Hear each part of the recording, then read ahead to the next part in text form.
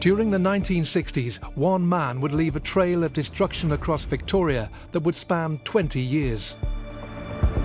After the bodies were found, well, everything really got worse and worse. Her throat has been cut from ear to ear. She had obviously been sexually assaulted.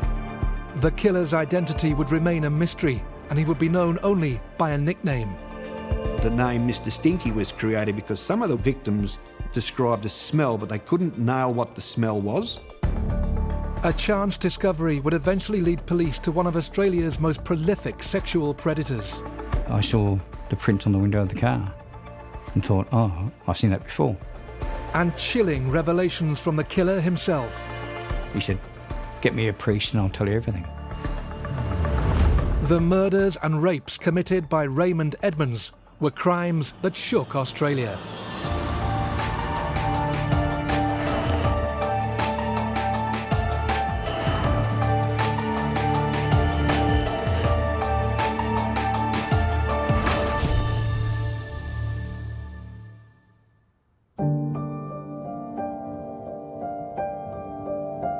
The town of Shepparton lies almost 200 kilometres northeast of Melbourne.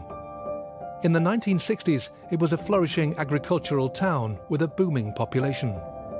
Shepparton in the 1960s was a thriving regional centre. It was the hub of a vast farming area, orchards, all that sort of thing.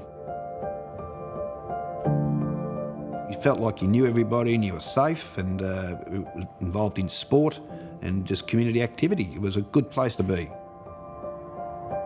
As a teenager in the 1960s, in Shepparton we would go to dances, concerts. 66 in Shepparton, as it was around really the Western world, was the boom time for rock and roll. Big bands would come to Shepparton because it had a great big memorial hall and they knew they could draw thousands of kids from across the entire district. It was exciting. And, you'd be looking around and you'd be seeing all these young people that were just so happy and so glad to be there. It was really fun. On the 10th of February 1966, locals in Shepparton were preparing for a rock and roll concert at the dance hall. One of them was 16-year-old Abina Madill. She always looked like she was having the best time. She'd smile all the time and giggle and laugh. And she was definitely enjoying her teenage years. She certainly wasn't boisterous or noisy, just a typical Shepparton kid, you could say, and loved life, attractive, she was popular. Abina had recently started a relationship with Ian Urquhart, an apprentice mechanic from the town who was 2 years older than her. Ian was a very happy, jovial person. He was always into doing pranks and he was just absolutely full of life. He was a happy-go-lucky sort of a kid, not much worried him. He was into motors and things like that. He done his apprenticeship. Because he was so small, I used to get in a few bloody brawls because he'd get picked on a bit. He was a good mate. He was probably, back in them days, my best mate. Abina was the first girlfriend he ever had. They've know each other, they've got together, they've gone out a little bit. On the night of the concert, Ian Urquhart decided he needed to work late at the garage, so he arranged to meet his girlfriend Abina later that evening. He was very keen on cars and actually he was a workaholic. He would have worked instead of going to the concert. What Ian didn't know was that Abina had arranged to meet with another local boy, Garry Heywood, who she worked with at the local panel beaters. Garry Heywood was one of the young bucks around town. He was well known. For a start, his family were very well established in Shepparton. His family, the Heywoods, owned the big panel beating works. As such, he was sort of Shepparton royalty in a way. And he was the tall, good-looking young bloke. He had the good FJ Holden, which was the much coveted old car at the time that would be done up. He'd spray painted it. He was as proud as Punch when he drove his car, and he sort of drove around saying, hey, look at me, you know, I've got the good car and I work in a pretty well-known panel beating business, and he had the world at his feet too, I guess. Abina Madill has arranged with the female friend to meet Heywood and his mates, and they've arranged to meet them down the street and then to go to the dance. And Abina apparently goes off with Garry and they go parking down near the lake. Abina and Garry were never seen alive again. Later that evening, Ian Urquhart went to pick up Abina from her home as planned, but unable to find her, he became increasingly worried. Here we have Ian Urquhart, very anxious about his girlfriend.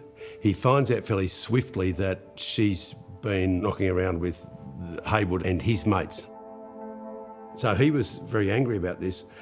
By midnight, people are getting anxious. Mr. Madill is worried because his daughter hasn't come home. By 3 o'clock, Mr. Madill has filed a missing persons report. So I was working the night shift at 11 p.m. to 7 a.m. when we received a phone call from the Madill family that their daughter hadn't returned home.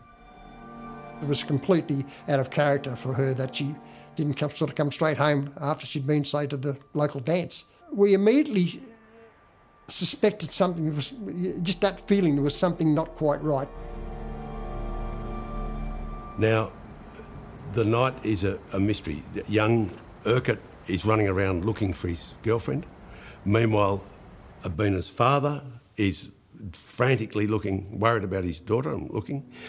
Garry Heywood's father, Mr. Heywood, and Garry's younger brother, Alan, are looking for Garry in his car. Everybody's very, very disturbed because this is well out of the ordinary. After searching all night and knowing that she was with Garry Heywood, I then knew that she was possibly in the car, which was well known to the police. It was an early model Holden car with a very loud exhaust, painted in what they'd call probably British green. And there was only two that colour and the same model in Shepparton, and we knew both cars. So it then became obvious that we were probably looking for Garry Heywood's car. And at 5 a.m, I'd dropped my partner off. He'd finished his shift, and as I was returning to the police station when I came across Garry Heywood's car, which was parked at an angle in Wyndham Street opposite the lake.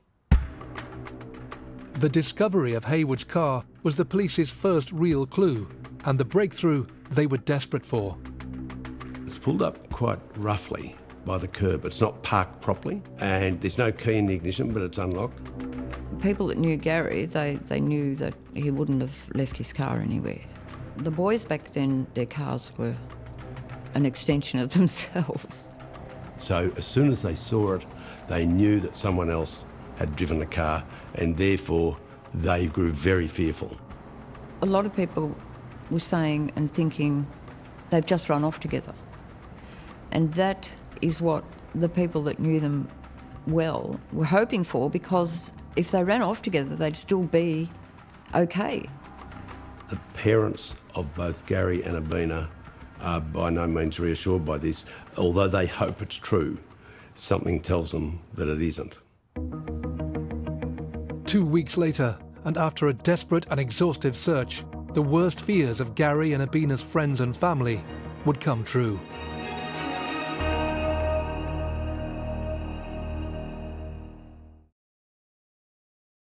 On February the 10th, 1966, 2 teenagers disappeared from Shepparton, Victoria, after attending a concert in the town. Only hours after they were reported missing, people began to fear the worst.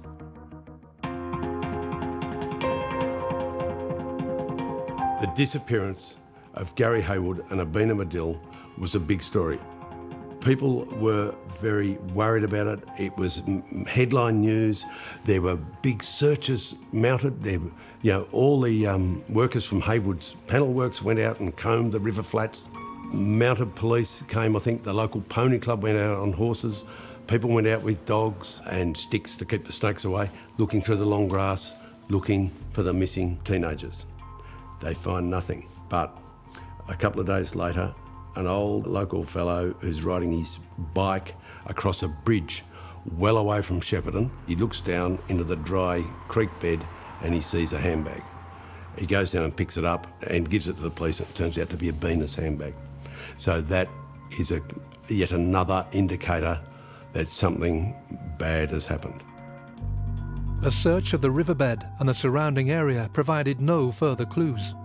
But the recovery of Abina's handbag meant the spotlight of suspicion was focused more and more on one person.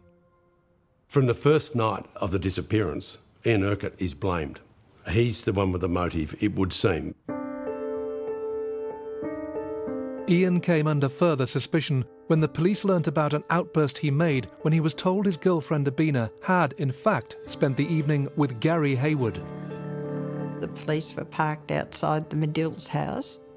He got out of the car and he ran towards, he may not have presumed it was a police car.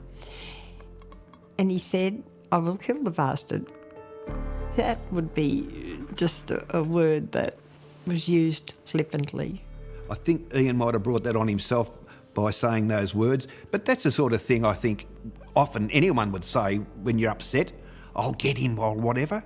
But it might have been a throwaway line, but it obviously didn't help him.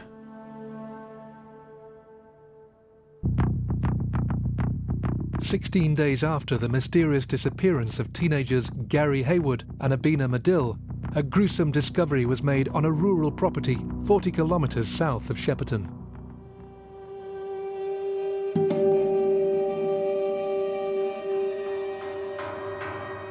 On the 26th of February, 2 young teenagers are going shooting. They go to a place called Murchison East, which is on the way to Shepparton, and they cut across country to go shooting near the Goulburn River. During that time, they smell something bad. They discover Abina's body. They're terrified and horrified. They run across country. They alert the grandfather of one of the boys. We got a phone call from a farmer down at Murchison to tell us that one of his young relatives had come across what he believed was human remains. I, with other police, then attended the scene. We located the body of the female, which was in a very, very bad state of decomposition. Further out in a paddock, we found the body of Garry Heywood. The police were soon able to establish that Abina had probably been raped. She was found stripped to the waist. She'd been bashed to death, presumably with a rifle, because they found a part of a rifle left there. And when they found Garry 300 metres from her body, they soon realised that he'd been shot because they saw a bullet hole in his temple. When I heard the bodies had been found, I think I went into a kind of a bubble. I couldn't believe it, even though by that time we were expecting something like that.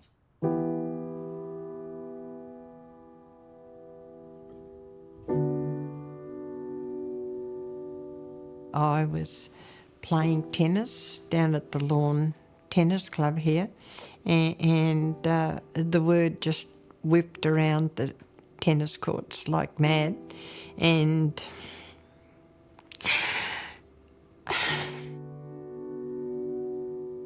it was heartbreaking, is what it was. It just, you get this physical pain. And she was such a beautiful girl. You don't know what to do or what to say, and you can't feel anything but pain. It really set us back. It was just something that's never happened in our lives. We never lost anyone, and to have something like that happen was completely unbelievable. Finding the bodies, all it did was confirm that these couple had in fact been murdered, which was what people were starting to assume, but it didn't put Ian in the clear. It just meant that he was now a full-blown suspect for a double murder. And the police did look at a lot of other people. They questioned many people, but they kept coming back to him because he seemed to be the obvious person with a motive. He was persecuted by a lot of people, and if I'm allowed to say, I think the police as well hounded him. After the bodies were found, well, everything really got worse and worse. The police were really desperate because it was headline news for weeks. They had to come up with something. And that's why they were trying to break him to get some sort of a lead or something happening that they were doing their job and that we will solve this. Someone done this and we reckon you're the one. When Ian got taken down to the police station and interviewed, he got hit and slapped and kicked in different ways. He used to tell me about it. I said, that surely couldn't happen, and it did. And he was scared. He was really scared. Ian came home one day and he said to me, "That's it. I'm going to tell them I did it." Well, you could imagine what I went through trying to tell him not to do that. That's what they wanted. They're really working hard on Urquhart because they think if they belt him enough and his mates enough that in the end one of them will just say, "Yeah, we did it," or "he did it," or something. The way Ian Urquhart was treated by police should never happen to anyone. Simple reason is you're found guilty, then that's the way you've got to be treated. But until you're found guilty, no one should be treated like Urquhart was treated. Whilst Urquhart was the prime suspect, another vital clue the police had was the rifle part found at the scene. It was obvious to the police that the murder weapon was a Mossberg rifle because they found a little piece of a Mossberg that had fallen off the rifle. They also were able to find empty shells and they could look at the firing pin marks on those shells. They were also able to remove a slug from Garry Heywood's body and examine that microscopically. All those things added up to a particular model Mossberg 22 rifle. The Mossberg was a terrific clue, and in the right hands, given some luck, it would have led fairly quickly to a potential killer. And it would later turn out that it had been sold to a particular person at a particular shop, and there should have been records of that transaction. But the police, for some reason, never found that out or found it out and didn't act on it. Despite this missed opportunity, the police did have another lead, a set of fingerprints found on Garry Heywood's car, but they didn't match any of the current suspects. Little did the police know that 20 years later, these same fingerprints would be rediscovered and used to crack the case. Of course, this was of little comfort to prime suspect Ian Urquhart. Although not charged with anything, the weight of suspicion proved to be a heavy burden for the teenager. Ian's life was affected dramatically. He felt that he could no longer live in the town. He just said, "I've had enough." He said, "I've got to go." And I said, "But where are you going to go?" He said, "I don't know, I'm going to go." It was a situation where he was tormented badly. He wanted to come home. If he came home, he was damned. Well, how should he show his face here anymore? And if he stayed away, he's done it because, he's run away from the situation. Ian Urquhart decided to leave Shepparton and Australia. He headed overseas and tried to leave the awful events of his hometown in his past. As time moved on, so too did the media attention, which was soon focused on another terrible series of events 160 kilometres away.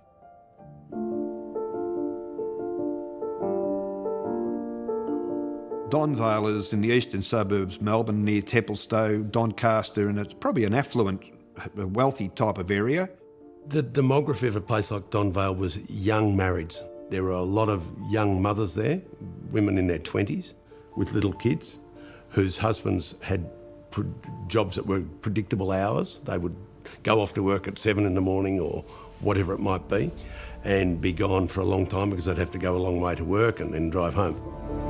In the mid-1970s, this quiet residential area was being terrorised by a serial sexual predator. Women started coming forward to police with tales which were uncommonly similar. The method of entry into the house was almost identical every time. The attacker was a man who was generally barefoot. He was very quietly spoken, moved very silently with his bare feet. The words said by the offender were very, very similar. Some women noticed he carried a long butcher's knife, a long narrow knife, such as is used by meat workers. The name Mr. Stinky was created because some of the women, in fact, described a smell, but they couldn't nail what the smell was. A sort of a sharp, nasty chemical smell, perhaps a bit like ammonia. This story made the media big time, and it was a sub-editor on a Sunday paper in Melbourne was trying to write a headline for it and looking for a nickname for this unknown rapist. And they were doodling names, and they're going Mr. Smelly, Mr. Pongo, and in the end he wrote Mr. Stinky, and it fitted the gap and it entered the lexicon. Although no one could describe the smell with certainty, all the victims reported the rapist smelled of a pungent and unpleasant odour. This ever-present clue in the victims' statements pointed to one conclusion. Police were looking for one man.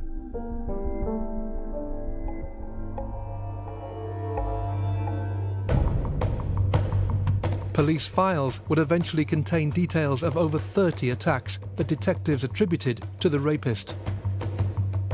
Eventually, the police are so keen to catch this man that they build a bust or an effigy of him based on the eyewitness of several victims. So they get a rather thick-set, pot-bellied looking man, sandy to red hair, a long straight nose, pasty sort of guy. They went to a massive amount of trouble, but it didn't turn up the lead that they desperately needed. As detectives carried on in their diligent efforts to track the Donvale rapist, what they couldn't have realised was that in June 1982, their case was about to collide headlong with a long-forgotten double murder from 1966.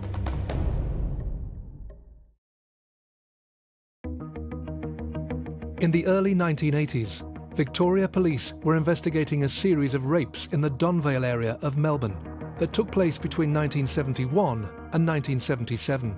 The perpetrator left little in the way of evidence, but through patient detective work, police were on the verge of a breakthrough.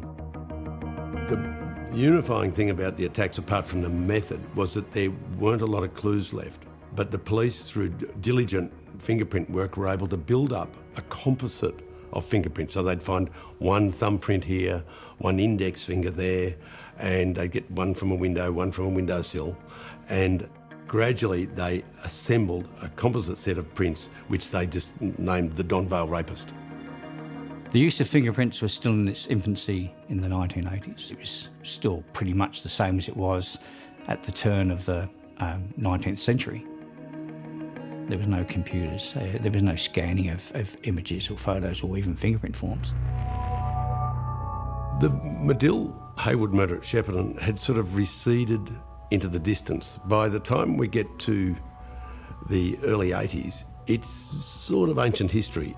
There'd never been any breakthroughs until the day comes when a young fingerprint expert has been looking at some old cold case stuff. He's been flicking through unsolved cases and the prints that are associated with each cold case. On one particular day, I was looking through the folder for Shepparton.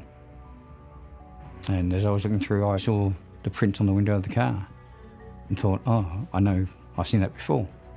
And sure enough, he digged through his files and bingo, same prints as left on Garry Heywood's car. And that was a huge breakthrough and gave us hope that there was going to be an end to the mystery. Despite using nothing more than a keen eye for detail, an incredible amount of patience and a huge stroke of luck, Andrew Wall had stumbled on a match between the prints found at the Donvale rape crime scenes and those found on Garry Heywood's car in 1966. This was an amazing breakthrough. The police now knew that the Donvale rapist was at least present at the time of the Shepparton murders back in 1966 because they'd matched up a tiny fingerprint found on Garry Heywood's car, a fingerprint that had been kept secret for 17 years. Although we had that link and it gave investigators something more to work with, we didn't know who it was or who they belonged to. The discovery prompted the police to form a task force in May 1983 to find out who the prints belonged to. Norm Gillespie worked on the team. The tragic murders from his childhood in Shepparton had inspired him to join the police. He was now working on the very case he was witness to so many years before. We knew everything about him, but except who he was. It was frustrating. But we kept working and kept chipping away at it, and we had no luck, and the offender had all the luck. With few leads left to explore, the task force was wound down. It seemed the killer had slipped the net once more. That was until 2 years later, when a local in the town of Albury, almost 250 kilometres from Donvale and across the border into New South Wales, made a call to the police. It's March the 16th, 1985. A shop assistant in Main Street, Albury, looks out and sees a man exposing himself in a car parked in the street. She calls the local police. A phone call came into the police station to say that some ladies in the store had complained about a male seated in a vehicle, and the male had allegedly, at that stage, been exposing himself. We arrived just before 12:30 p.m. I approached the car and observed what he was doing in the vehicle, masturbating, and I said to him, "What are you doing that for?" He immediately turned around, turned his head to the right where I was. We asked him his name, and he told me his name was Raymond Edmunds.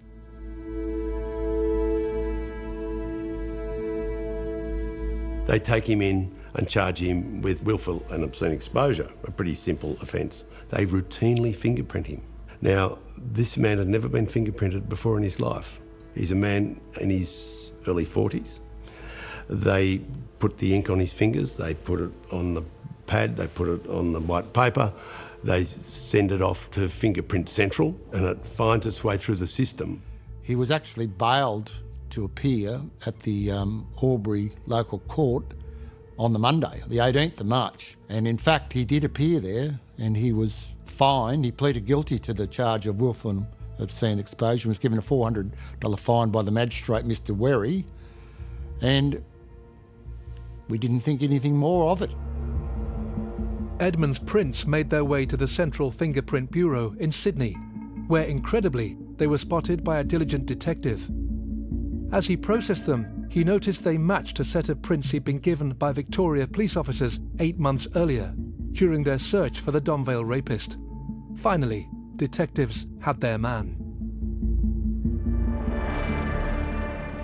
I was at home and I received a call from the Fingerprint Bureau, who excitedly said, "We've got him."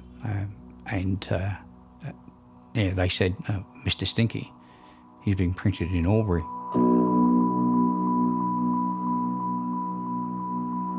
Now, after 2 years of hard work and a huge piece of good fortune, detectives could match Raymond Edmunds' fingerprints to those found at the Donvale rape scenes, and the print they found on Garry Heywood's car back in 1966. After 2 decades, a double murderer and serial rapist who had remained anonymous for so long had just blundered into the hands of police. Edmunds was a man that most men did not like. He was quiet, he was moody, he was a bit different in ways that people found hard to put their finger on. Women had mixed reactions. Some women seemed to quite like him and were sort of attracted to him. Many women found him scary, sinister, didn't like him, found him creepy. He was a man who'd been very careful to airbrush his own history. So if he went and worked somewhere, when asked where he'd worked before, he would alter it. He would make up false details, false addresses, false places of work, so that wherever he'd been, he laid a false trail, which of course is an indicator of guilt. Investigators uncovered a story of an apparently ordinary working man who harboured a terrible secret. He was a violent sexual deviant who'd beaten and raped his first wife and also molested his daughter. On the 22nd of March 1985, detectives were finally able to arrest the man who they'd been looking for almost 20 years.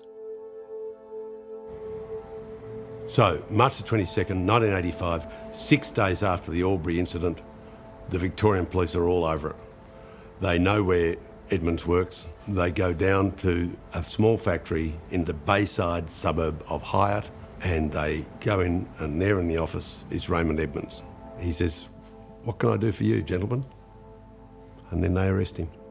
I was surprised why we hadn't had him earlier, because he looked so much like the circular that girls put together and it was distributed on the highways in Melbourne and on police circulars. I was amazed someone hadn't telephoned us and told us who he was. My boss conducted sort of a pre-interview question and actually put it to Raymond Edmunds and said, "I put it to you that these fingerprints are yours." There was some silence for quite some time and a shake of the head denial. Edmunds was reluctant to divulge anything much, but he seemed to undergo a change of heart, or more likely he realised that they had him cold. My boss put it to him again, in which Edmunds, and it still sticks in my mind now, said, "Get me a priest and I'll tell you everything." After speaking to a priest, Edmunds began to talk, but the police were well aware that they only had a limited time to question him. There are rules in Victoria which limit the amount of time that a suspect can be questioned about a particular crime. Now, the police can get some extensions. They can do it for 6 hours and then get an extension. So in effect, we had him for 18 hours, but that was nowhere near enough time to process him for the double murders plus all the rapes in Melbourne. We just didn't have the time. We only had time to process him on 5 of 30, but he admitted them. He said, "Yes, I committed them," but we didn't have enough time to find out, how did you choose that victim? How long had you been watching her? How did you know the husband would be away or the kids would be in the next room? We didn't have time. Detectives were only able to put forward 5 of the 30 rape cases to Edmunds, plus the double murder in Shepparton. His response to the charges was that he was sick in the head and needed destroying. Although he agreed to take part in a reconstruction to help investigators piece together the events that led to the murders of Madill and Heywood, police were beginning to realise that his statement was riddled with lies. Edmunds had claimed that the gun he used in the killings was actually Garry Heywood's, but the police could prove otherwise. One of the key parts of the evidence is the 22 Mossberg. Now, Edmunds initially denies ever having had one, but of course the police are able to go back and show that he did have one. They go to the farm at Ardmona near Shepparton, where he'd been a share milker in 1966 at the time of the double murder, and there they find the farmer's son, who'd been a young man back in 66 and is now, in his 40s or whatever, and he says, "Oh, yeah, I remember him. He had this Mossberg rifle. It was one with a fold-out handle. I remember it well. We used to shoot rabbits and rats and all that." And in fact, he said, "Hang on," he said to the police, "I might have a bit of that somewhere. I found something, I thought it was an old air rifle stock. I found it in a shed after Raymond's had left. And I kept it all these years." And he goes out to a shed and he gets a bucket, and in the bucket is this piece of gun stock. And as soon as the expert ballistics guy saw it, he said, "That's from a Mossberg 352K, and that's the weapon." We were told and it's been confirmed that he shot this same firearm at tins on a fence post. And of course the spent shells must go somewhere. So we got excavators, we dug up all the area in which he was standing at the time, and all that soil was brought into Shepparton. It was sieved, physically standing there, shaking the sieves, and the spent shells dropped through. Our ballistics expert was able to say categorically it was the same firearm that discharged the spent shells at Abina as at the murder scene at Murchison East. They were able to find out that he indeed, although he denied owning a Mossberg 22 rifle, in fact he had owned precisely the model of rifle, a 352K Mossberg, that was the murder weapon. As police prepared for trial, they began to uncover more about Raymond Edmunds and his history of violence. What's more, they began to suspect he may have been responsible for even more horrifying crimes. After almost 20 years, police finally had the suspected killer of Shepparton teenagers Abina Madill and Garry Heywood in custody and ready for trial. The weight of evidence against Raymond Edmunds finally lifted the cloud of suspicion that for so long had hung over Abina's boyfriend, Ian Urquhart. Ian Urquhart, the boyfriend, the innocent boyfriend who was wrongly accused and wrongly blamed and widely blamed for the murders for years and years. In fact, for the rest of his life, because he died 6 years after the murders. On the 6th anniversary of the murders, he crashed his MG sports car in Singapore and died. Now, whether there was any connection between the anniversary and his death, I don't know. But even at his funeral in Shepparton, a policeman who had led the interrogation of Ian Urquhart was still blaming him and said, well, he's got his right whack now, but he was wrong. It wasn't Ian Urquhart. A tragic figure in every way. The day the news came through that someone had been arrested for the murders of Abina and Garry, we were all so happy, full of emotion, tears, and probably a big weight lifted off all of our shoulders. All of a sudden, all those people that had wrongly condemned my brother, at least after all those years, that question had been answered, that he was, as I used to say, totally innocent of the crime. On the 3rd of April 1986, Raymond Edmunds appeared at Melbourne Supreme Court, charged with 2 counts of murder, 3 counts of rape, and 2 counts of attempted rape. He pleaded guilty to all charges and was sentenced to 2 terms of life in prison for the murders and 30 years for the 5 rape charges. He will die in prison, but the question remained, could the so-called Mr. Stinky have been responsible for any other crimes?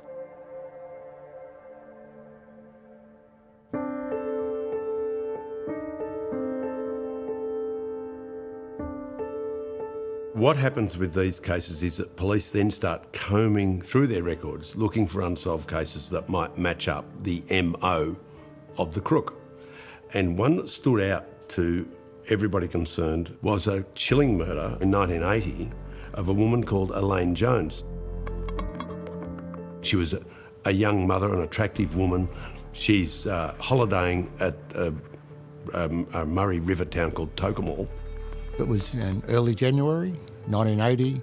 Elaine Jones and her husband had been staying on holidays on the main beach at Tocumwal. Approximately 10 p.m, she realised, look, we're out of milk and we need to get some cigarettes as well. I'll go up to the local shop. It wasn't a very long walk. So she headed off to the shop about 10 p.m.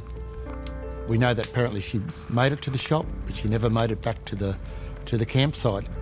When Elaine Jones disappeared, her husband did not alert the police until next day. He'd hoped she would turn up. She doesn't turn up. Next morning he tells the police.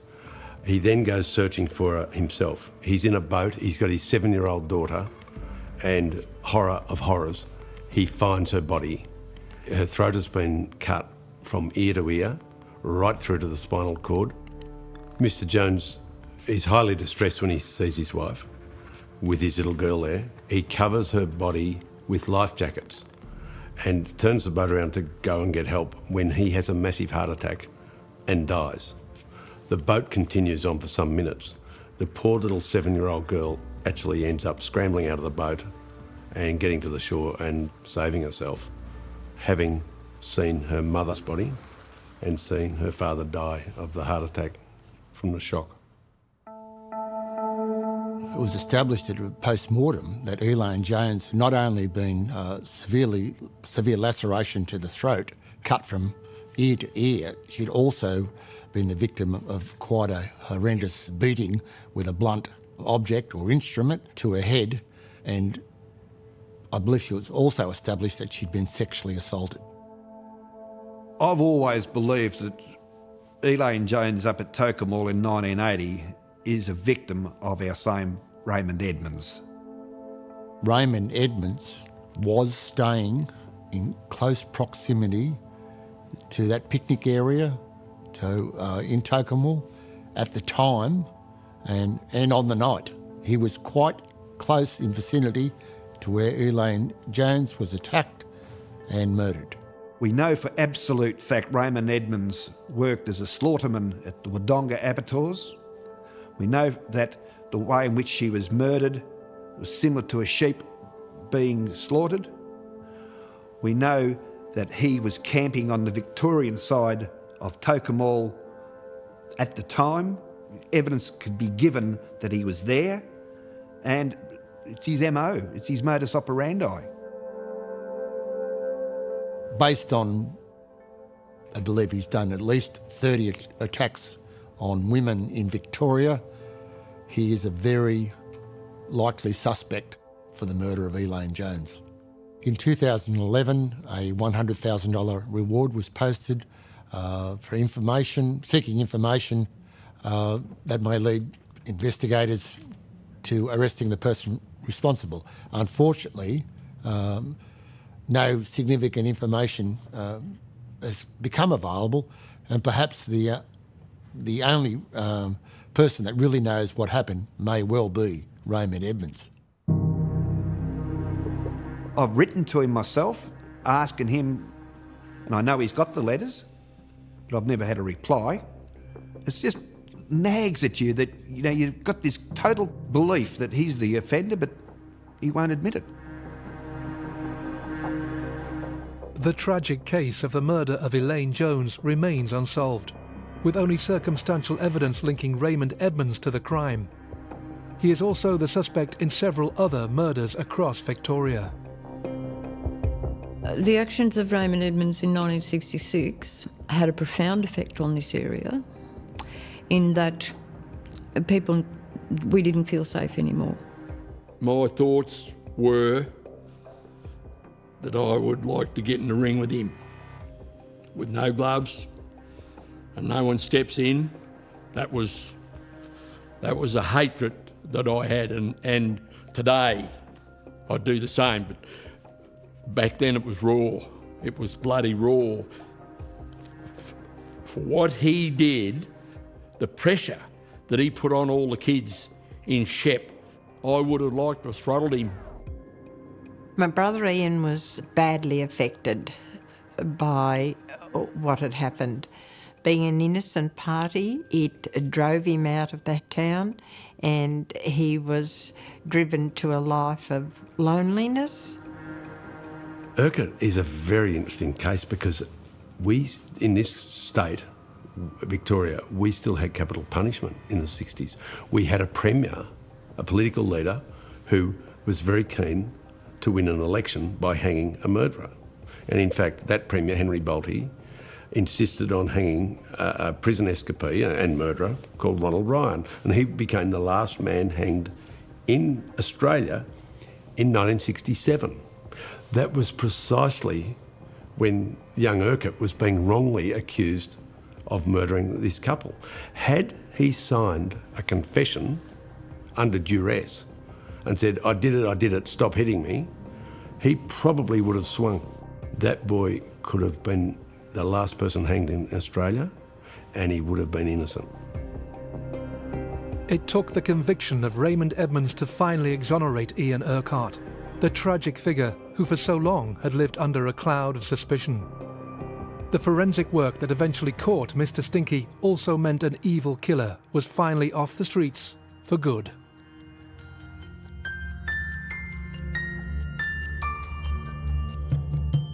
In the end, this whole case was solved by the scientific police. The ballistics guys, the fingerprint guys, they were the ones that solved it when the old-fashioned detectives who just dragged people in and belted them got nowhere. It was brilliant work by Andy Wall originally, and the fact that fingerprints were carefully looked for and located on Garry Heywood's car and preserved and kept, and Andy Wall matched them with all the rapes in Melbourne. That was just brilliant, dedicated police work. Had it not been for the development of the fingerprints on the car in Shepparton in 1966, I don't think Edmunds would ever have been charged or connected to the murder of Heywood and Madill, and potentially could still be at large today. The crimes this man Raymond Edmunds has committed are the worst type of horror. They're evil. The murders happened at a time when it caught public imagination, and then the fact that he wasn't caught for almost 20 years caught the public imagination all over again. On every level, he's a monster who deserves to rot in jail.